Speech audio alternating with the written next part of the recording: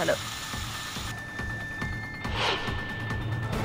यावेळी एक मोठी बातमी येते। काल अकोल्यामध्ये झालेल्या मुसळधार पावसामुळे अनेक रस्ते जलमय झालेत।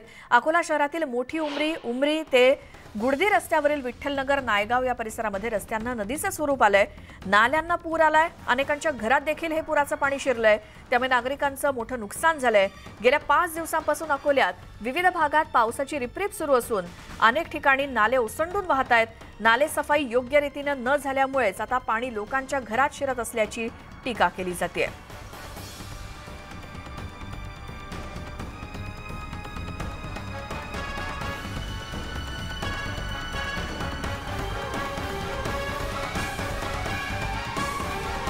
अकोल्यात पावसाचा जोर वाढलाय। गेल्या 4 ते 5 दिवसांमध्ये मुसळधार पावसामुळे अनेक भाग जलमय झालेत। रस्त्यावरती पाणी झालंय। लोकांच्या घरामध्ये पाणी शिरलंय। उमरी नायगाव गुडदी भाग जलमय झालाय। पावसाची रिपरिप अजूनही सुरू आहे।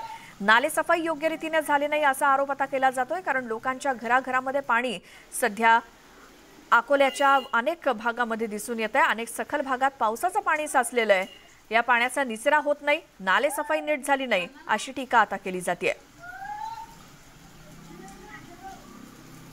गेल्या 4-5 दिवसात पावसाचा जोर कायम आहे अकोल्यात आणि त्यामुळे नदी नाल्यांना पूर आलाय आणि रहिवासी भागामध्ये सुद्धा हे पुराचं पाणी येऊन नागरिकांचं अतोनात नुकसान झालंय।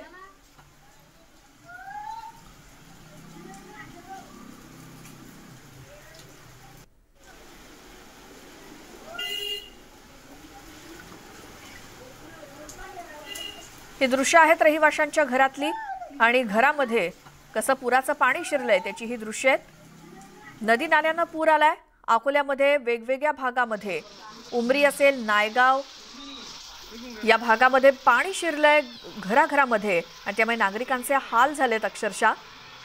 नाले सफाई योग्य रीतीने झाली नसल्याचा ठपका ठेवण्यात आलाय आणि ही अवस्था अकोलेकरांची। आमचे प्रतिनिधी कुंदन जाधव आपल्यासोबत फोन लाईन वरती आहेत। कुंदन, अकोल्यातले असे कोणकोणते भाग आहेत जे अजूनही जलमय आहेत? बरोबर, काल दुपारपासूनच अकोल्यामध्ये चांगला पाऊस सुरू होता आणि रात्री काही ठिकाणी मुसळधार पाऊस पडला। यामध्ये मोठी उमरी, लहान उमरी हा भाग पूर्ण जलमय झाला। सोबतच नायगाव परिसरात, या परिसरातही मोठ्या प्रमाणात पाऊस झाला। यामुळे हे नदी नाले तुडूंब भरून वाहत होते आणि लोकांच्या घरात हे पाणी शिरलं। मोठ्या प्रमाणात हे पाणी शिरल्यामुळे लोकांच्या साहित्याचं खूप नुकसान झालेलं आहे आणि सध्या पाऊस ओसरला असेल तरी मात्र त्यांचे हे जे साहित्य आहे हे खूप खराब झालेलं आहे आणि ह्या 3-4 ठिकाणच्याच या भागात हे चांगला पाऊस झालेला आहे। जे कुंदन, धन्यवाद या सगळ्या माहितीसाठी। त्यामुळे अकोलेकर सध्या त्रस्त आहेत या पुराच्या पाण्यामुळे।